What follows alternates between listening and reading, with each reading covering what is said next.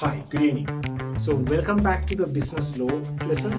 Today, the intention of the program is to consider on the promissory estoppel, expressed and implied terms in contracts. Right. So, as you all know, we discussed about the consideration by last week, right? We told that other than there are some sort of few exemptions, but the consideration is a must to have a sort of a contract, right? But here we discuss about something called promissory estoppel, which is known as a remedy to be used or can be used in an event where there's no such sort of a consideration in the agreements, right?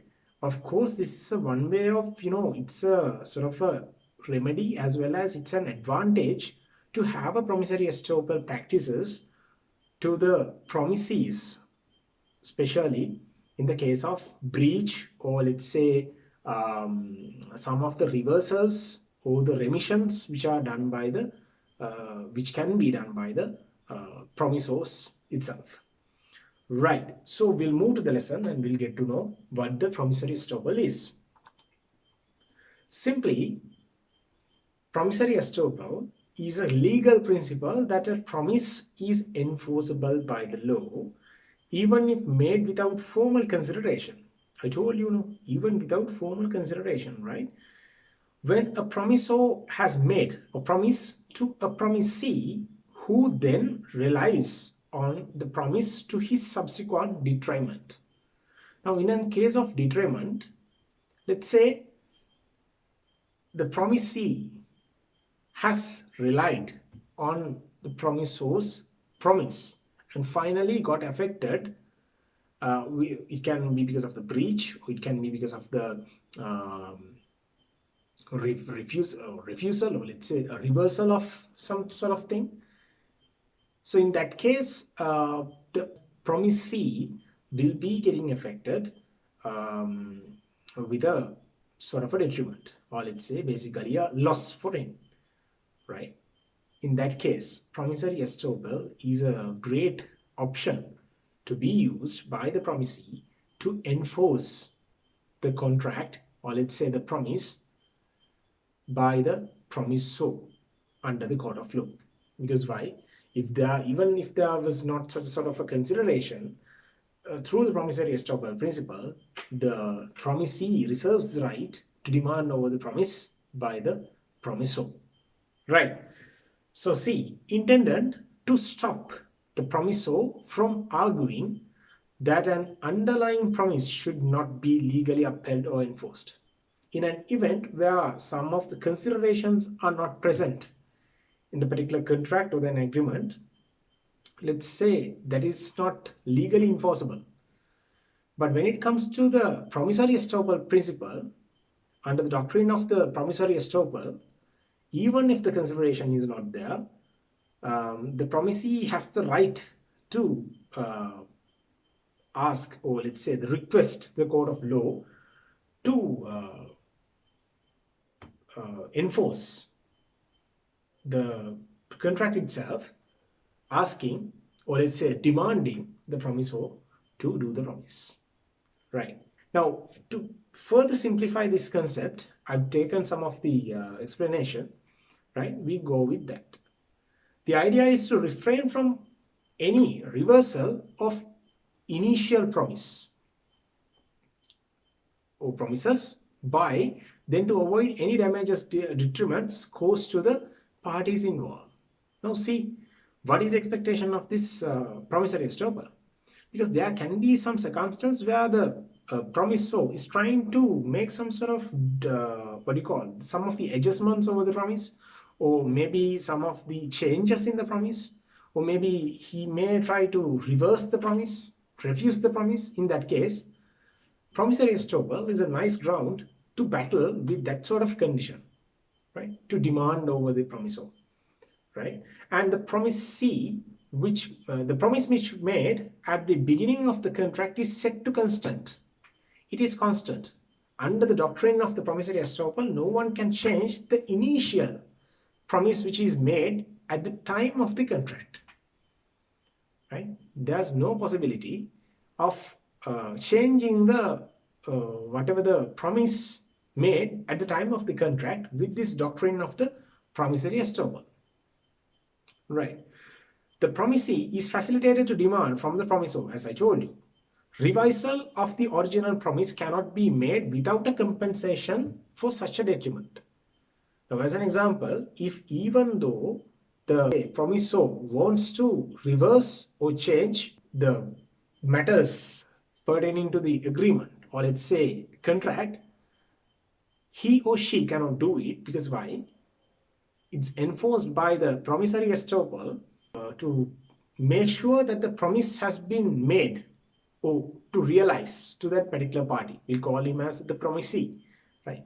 Promisee is entitled to get a compensation in a case where the reversal or the refusal or remission will make any sort of detriments to him or her. And also, the promisee has to prove that the said detriment is met as a cause of relying on the promise. Now, it has to be under the promissory estoppel doctrine.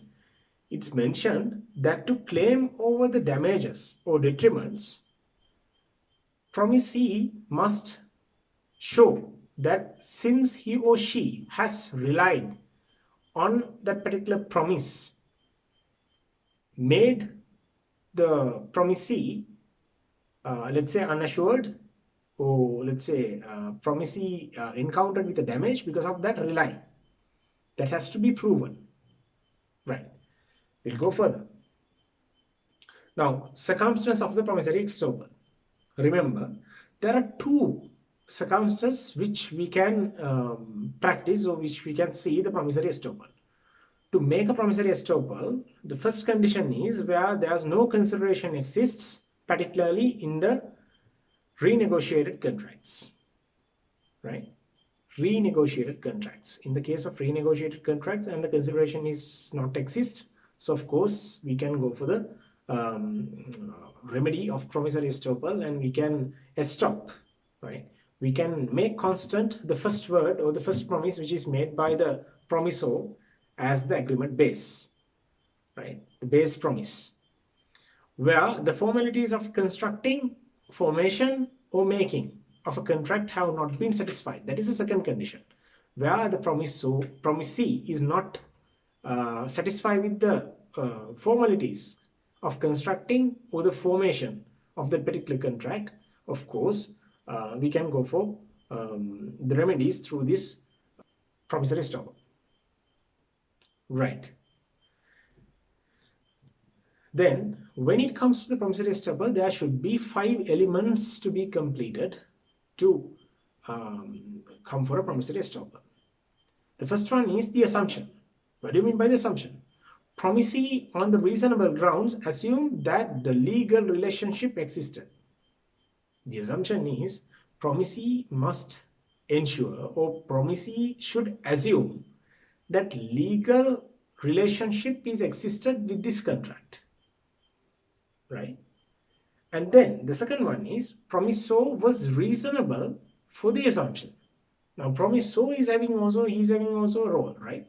What is that? Promisor either included the assumption or being aware that the promisee had made the assumption, promisor deliberately remained silent in a circumstance where he could have been expected to speak, right? Presumption, rule of presumption comes to here, right? And the reliance, the promisee acted or refrained from acting on the faith of the assumption. Now, having the faith on the assumption, the offeree has, or let's say the promisee has relied over that, right? In that case, yes, of course, you have to go with the promissory estoppel, right? Because you relied on it, right? If it can be proven in the court of law, of course, you can do a remedy on the promissory estoppel. Then, promisor's intent. What do you mean by that? The promisor's intended the promisee to rely on the assumption. Now, promisor letting the promisee to rely on that particular assumption, saying that promisee acted or refrained from acting on the faith, Faith on what? On the assumption. Right? These are interconnected. Can you understand? Yes. Then there should be a detriment. Detriment in the sense there should be a damage to the promisee. Promisee suffers in the event of renege of promise. Now, there are remedies in the estoppel. What are those? Enforces the commitment towards the contractual promise, right? Through a promissory estoppel, making the first word as the constant. The promissory estoppel facilitates the promisee to demand over the offeror's offer, and that enforces the commitment towards the commitment of the offeror, or let's call him as the promisor, towards the contractual promise, right? Even though that doesn't contain any consideration. Then the second one is general rule. Once the detriment has been removed, let's say by making a sort of a compensation to that particular promisee, then there's no it's not the promissory estoppel principle is not going to stop the promisor from refusing that particular promise. Now, since he has made a sort of a compensation, in the sense it's over now, so because of that they are not going to induce, or let's say it is not going to enforce again and again to stop the promisor from doing the promise itself, right? So these are the things that we have discussed on today's lesson. I think that is very short, but of course there are so many things to be remembered. So thank you very much for coming online. Thank you.